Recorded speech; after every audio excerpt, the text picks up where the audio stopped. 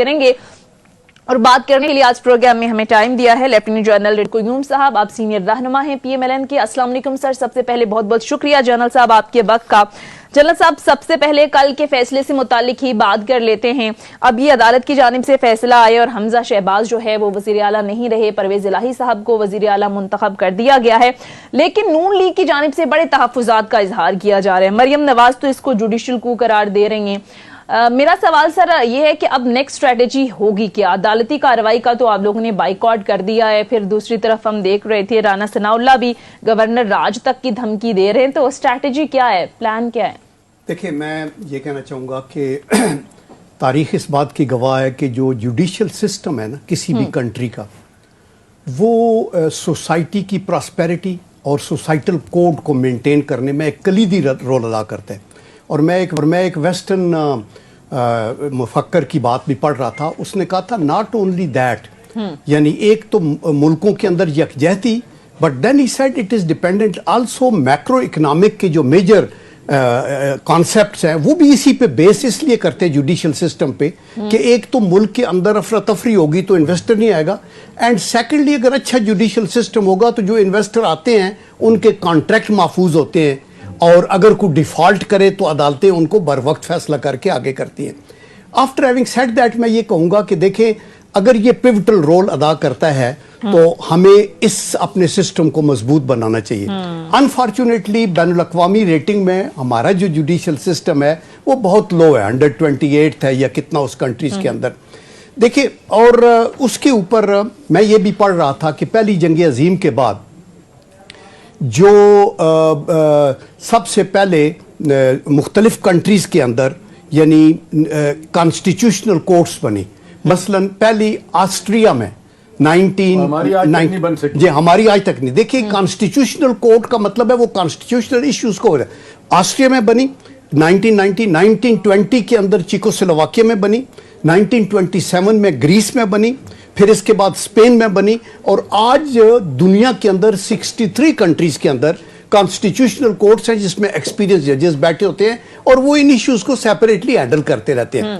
دیکھیں میں after having said that میں یہ کہوں گا کہ ہمیں عدالتوں کا احترام ضرور کرنا ہے, خواہ اپوزیشن میں ہو یا حکومت میں ہو.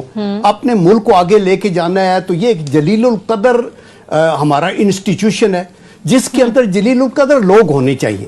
انفارچونیٹلی سلیکشن آف ججز کا سسٹم بھی بہت فالٹی ہے اور اس کی کوئی بیس نہیں بنتی. ہاؤ ایور اس سسٹم کو آگے لے کے چلنا چاہیے. میں یہ کہنا چاہتا ہوں کہ یہ جو فیصلے آ رہے ہیں اس کے اوپر اگر ریویو کا ہمارا حق ہے جوڈیشل تو ہم ضرور اس ریویو کے اندر جانا چاہیے, لیکن بائیکاٹ کرنا یہ باتیں نہیں ہونی چاہیے. دیکھیں ودن حدود و قیود ہمیں ڈیمین نہیں کرنا عدالتوں کو. اور کل جب حلف کی بات بھی آئی تھی تو آنیسٹلی میں فیل کر رہا تھا کہ governor should take, but then I was told کہ جی کورٹ نے خود کہہ دیا کہ گورنر نہیں ہوگا تو پریزیڈنٹ ہو جائے گا. انہوں نے الٹرنیٹو بھی خود دے دیا ہے تو اس لیے وہ پریزیڈنٹ کے پاس چلے گئے. We have to proceed, and I think کہ وہ تو اسلامک جو کانسیپٹ ہے نا مدینہ کی ریاست کا, وہ تو یہ ہے کہ جسٹس یا قاضی اپنی کرسی پہ بیٹھا ہوا اگر مدعی کی طرف دیکھ کے مسکرائے تو مدعی علیہ کی طرف بھی دیکھ کے مسکرائے. لیکن انفارچونیٹلی ہمارے سسٹم کے اندر ایسے ہو نہیں رہا. تو جب ہمارا مطالبہ پوری قوم کا یہ تھا کہ آپ ایک فل کورٹ بنائیں تو میرے خیال میں آپ کے اوپر ذرا بھی اسپرشن آئی تو آپ سٹیپ بیک ہوتے ہیں. I would have been too glad to decide کہ yes, why not, اور کورٹ ڈیسائیڈ کریں and we'll stand by it. لیکن جنرل صاحب ایک چیز یہاں پر یہ ہے کہ آپ دھمکیاں دینا شروع کر لیں, فیصلہ ابھی آیا نہیں ہے تو آپ یہ کہہ دیں کہ ہم بائیکاٹ کر لیں گے.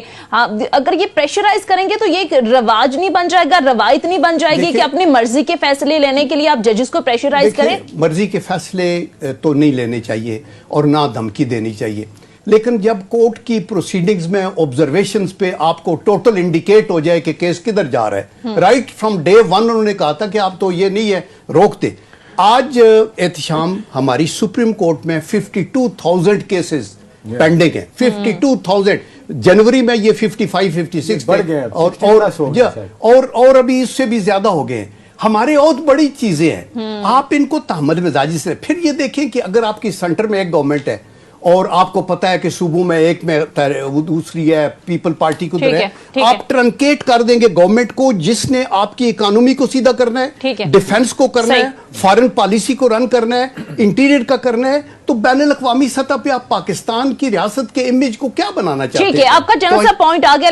یہ بیٹھیں اور جو بات ہو رہی ہے کہ جی ایک نقطے پہ طے کر لیں ہاں۔ کہ ایک ہی حل ہے کہ استحکام لانے کا کہ آپ ہے۔ اگلے الیکشن کی طرف جائیں، اس کی ڈیٹ کی طرف چل جائیں۔ آپ کی پارٹی کے لوگ سمجھتے ہیں جنرل صاحب کہ نہیں یہ دباؤ میں لا کے ہم سے کیا جا رہا ٹھیک ہے۔ ہے، تو میرا خیال ہے کوئی دباؤ کے علاوہ کوئی طریقہ ہونا چاہیے Exactly۔ نا۔ آپ بھی پہلے بھی تو ڈیمانڈ کر رہے تھے نا الیکشن، تو کوئی طریقہ ہو، ادروائز تو یہ جس طرح کا معاملہ چل رہا ہے، یہ پولیٹیکل انسرٹینٹی چل رہی ہے، اکنامک انسٹیبلٹی اپنی ہائٹ پہ پہنچ گئی ہے، تو یہ کیسے رکے گی؟ جی جی جنرل دیکھیں یہ جو انسرٹنٹی ہے نا یہ نہیں رکے گی اگر ہم اپنے رویوں میں تبدیلی نہیں لائیں گے، اور سارے تو آپ سنگل آؤٹ مسلم لیگ نون کو یا اتحادیوں کو نہیں کر سکتے۔ میں ساروں کا کیا جی، میں نام لیا سب کا، آپ دیکھیں نا اس میں political leadership of all the political parties, leadership ہے، اسٹیبلشمنٹ ہے، میڈیا ہے، سول سوسائٹی ہے، جوڈیشری ہے، اور جوڈیشری ہے۔ دیکھیں رسپانسبلٹی سب کی ہے۔ آپ نے دیکھا کہ یہ ملک میں یہ جو ماحول، یہ جو تناؤ، یہ جو گالی گلوچ، یہ جو ٹینشن کس نے کریٹ کی ہے؟ یہ کب پہلے تھی جب سے یہ تحریک انصاف کے لوگ آئے ہیں، ان کا ایک رویہ تھا، جب ان کو پیچھے بیک فٹ پہ گئے ہیں تو انہوں نے وہ شروع کر دیا ہے۔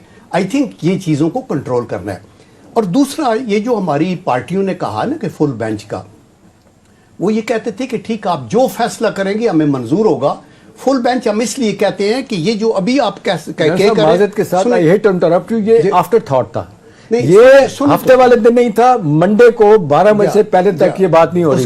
اس کی وجہ تھی نا، یس جینوئن تھا کہ جب آپ نے یہ دیکھا کہ یہ جو دو سٹینڈرڈ آ رہے ہیں ان کے خیال کے مطابق، تو انہوں نے کہا جی آپ اس کو ان ٹوٹیلٹی دیکھیں، 25 بندوں کو جو آپ نے کہا کہ ان کا ووٹ کاؤنٹ نہیں ہوگا، یہ ایکسٹرا کانسٹیٹیوشنل ہے، آپ وہ چیز نہیں کر سکتے جو کانسٹیٹیوشن میں نہیں لکھی ہوئی۔ ایک بلنڈر وہاں ہوا۔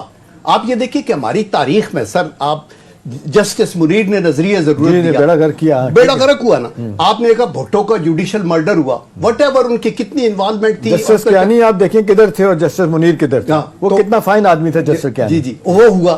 جسٹس ارشاد صاحب نے کیا کیا، آپ نے ٹوٹل گود میں بیٹھ کے اپنا مشرف کی وہ کر دیا، 3 سال کی اجازت دے دی ہے آئین میں ترمیم یہ کریں۔ ہم بلیک چیپٹر تاریخ کے ہمارے موجود ہیں، اور اس لیے ابھی بھی اگر آپ نے یہ کیا تو دیٹ از وائی انہوں نے کہا کہ 17 جج جو ہیں نظریہ ضرورت جسٹس منیر نے نکالا تھا۔ جی جی ان ٹوٹیلٹی آپ یہ فیصلہ کریں، ہمیں منظور ہے۔ وہ کہہ دیں کہ نہیں پرویز الہی صاحب ہوں گے، لیکن اگر وہ پہلے کو سیٹ اسائڈ کریں گے تو یہ سارا کھیل ختم ہو جائے گا۔ ایک چیز بتائیں جنرل صاحب، دیکھیں کسی ایک کے حق میں تو فیصلہ آنا ہوتا ہے، کسی ایک کے خلاف جانا ہوتا ہے، لیکن آپ اس کو زندگی موت کا مسئلہ بنا لیں۔ زندگی موت کو کوئی نہیں بناتا۔ دیکھیں یہ سر آپ کی پارٹی کے لوگ کر رہے ہیں،